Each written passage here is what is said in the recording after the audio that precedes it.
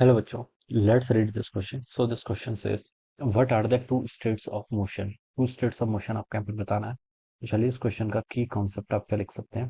The key concept of this question, आप यहाँ पर स्टेट्स ऑफ मोशन आपको बताना है। What are the two states of motion? So we are writing the key concept of this question is states of motion। ठीक है, motion की देखिए आपकी दो स्टेट्स होती है। कौन कौन सी होती है? एक तो होती है आइदर ऑफ रेस्ट, ठीक है, कोई ऑब्जेक्ट आपका क्या है, रेस्ट पर है।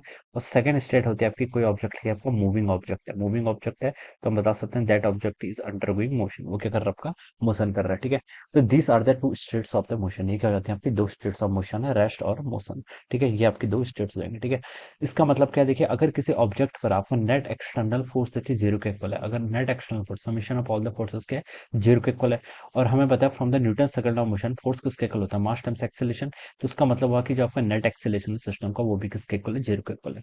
अगर आपका नेट फोर्स या फिर नेट एक्सेलरेशन जीरो है, तो अगर आपका कोई ऑब्जेक्ट देखिए इस रेस्ट की स्टेट में होगा, तो वो कंटिन्यूअसली रेस्ट की स्टेट पर ही रहेगा। वो क्या रहेगा, आपकी रेस्ट की स्टेट पर रहेगा, क्योंकि नेट एक्सटर्नल फोर्स क्या कर रहा है, जीरो है।